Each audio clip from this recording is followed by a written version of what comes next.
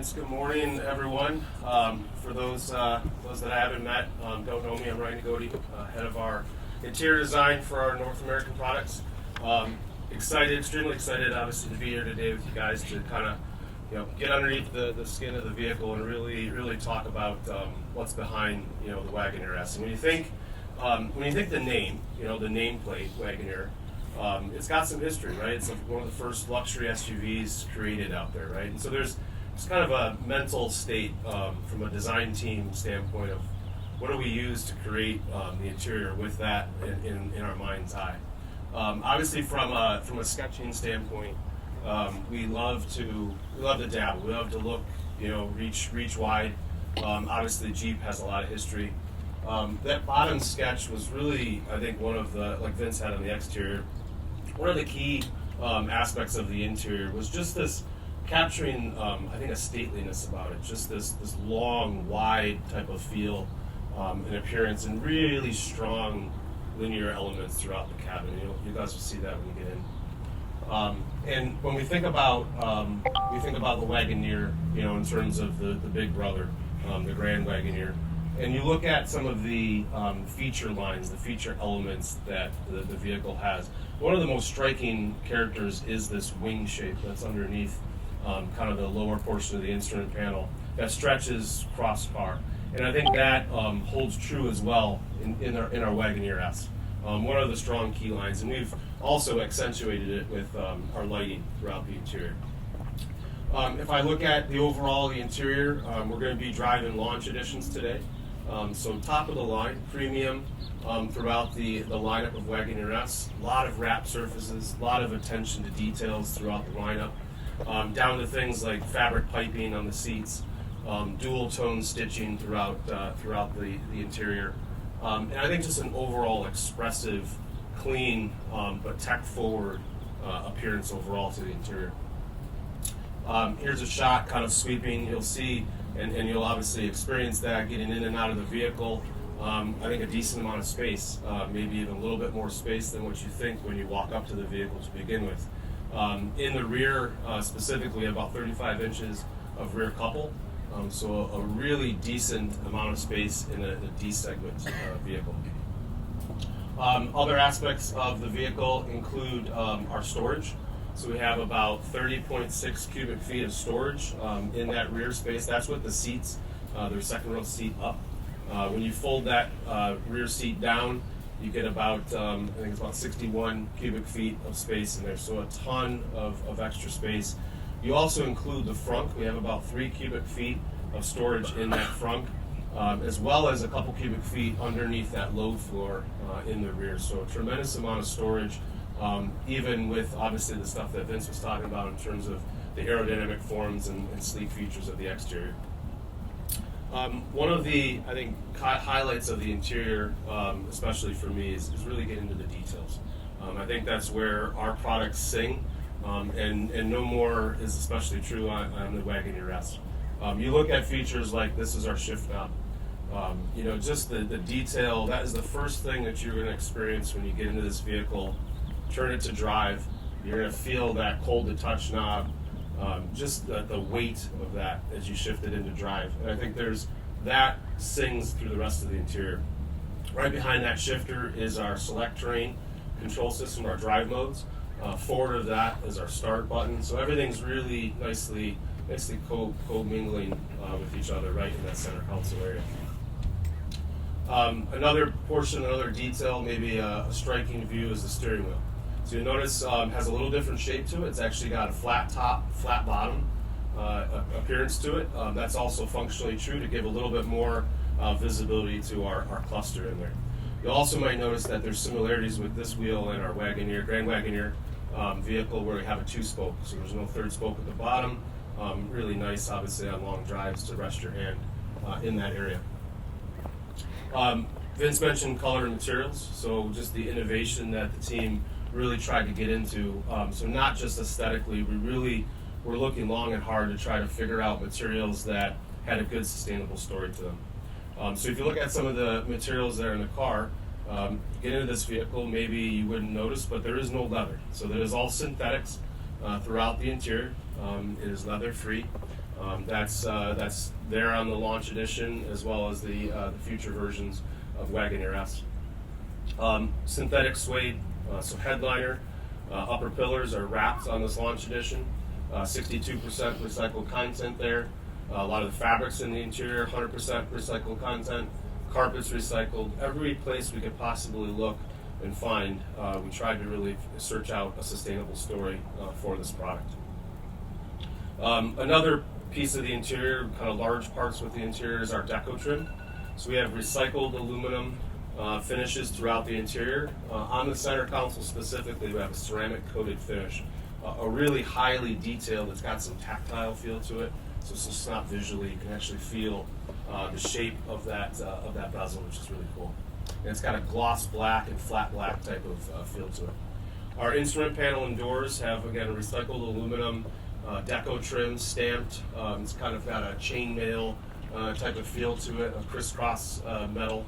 Again, really tactile, really good feel, very premium in its overall feel and look. Back to the steering wheel, so some finishes on there. We have an all-new material called Cabo Vinyl. It's an antimicrobial finish to actually the steering wheel, but it really feels good. I think for most people, if I didn't tell you it was not a leather steering wheel, you wouldn't know. And I think that's part of the key for us, was trying to find these things that didn't degrade the customer experience. And then moving on to I think some of our technology aspects of the interior. That include overall, we got a gloss black finish overall. A lot of the surfaces that you're going to see on the interior. We have two interior finishes that you're going to see throughout the launch editions that you're driving. This is our global black interior, so you'll see a lot of those vehicles out there. A lot of attention to detail, again, on the dual color stitching, a little bit of wine accents throughout the interior. And then, as you see in this vehicle in front of me, the silver, we have our radar red and black interior. Very striking overall color and materials finished for the interior. Again, a lot of details packed in. We have both of these interiors for you guys to experience today.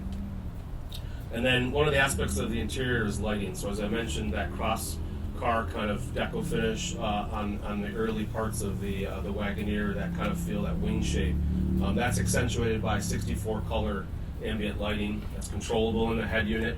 Also reacts to certain things that happen in the vehicle in terms of doors opening and closing, changes colors. So that's fully customizable in 64 colors.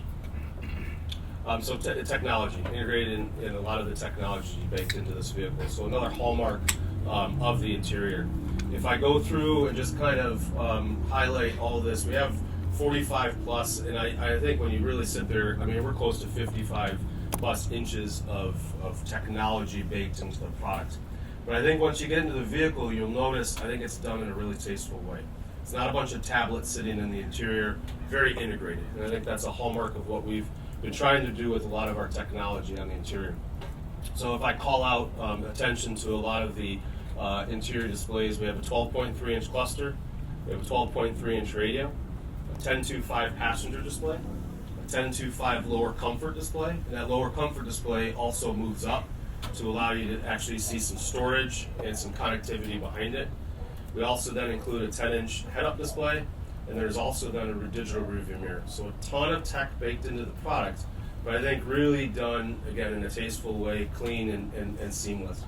So a lot of tech baked into this vehicle. Some other aspects that you're going to play with, and notice we also have our vehicle controls. That's right below that 12.3 inch radio, capacitive touch bank there. And then I mentioned the controls around the start button shifter for our select train, our drag mode system. The system is Uconnect 5, so I know most of you guys are really familiar with the Uconnect 5 system.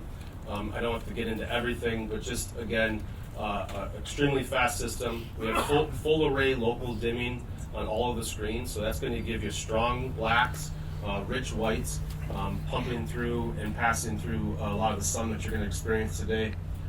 Flexible home screen, dual phone connectivity, TomTom navigation, and then one of the other features that Allison will get into, dynamic range mapping with that navigation. So that's important, obviously, from a BEV product to be able to know how the distances that you can go.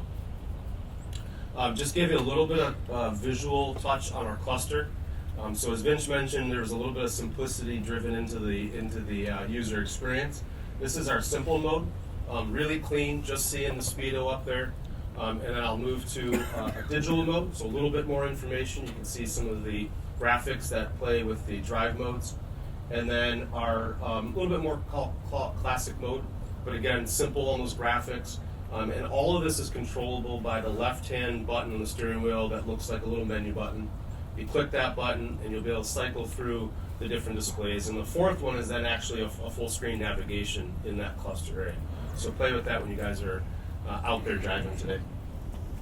Wireless charging, so we have a wireless charger right in front of the armrest on the center console. So we tried to maximize the storage space that we had in there. So it actually is right in front of that armrest, holds the phone in tight, especially during some of our spirited driving. And then we have actually our dual phone connectivity, as I mentioned, Apple CarPlay, wireless Android Auto, all part of the Uconnect 5 system, so kind of a really nice aspect there. And then one of the last pieces of the interior that I want to get into is, the slides are jumping around on me, but is our Macintosh system. So we have a really nice partnership with Macintosh. That is going to be in our Wagoneer S. The system includes a 1200 watt amplifier, 19 speaker system with our 12-inch sub. It includes then graphically our digital display up there with the Macintosh gauges, so you visually can see the elements of that interior, which I think are a really nice aspect. And Rick's going to touch on a little bit more with something else we have in store for the Macintosh experience when you guys are out there driving. So I'm really excited to obviously get the vehicle out in your hands. Excited to bring this interior together with just legendary authenticity in terms of luxury, combining it obviously with all the tech that I've talked about, and hopefully giving you guys a really great experience today. So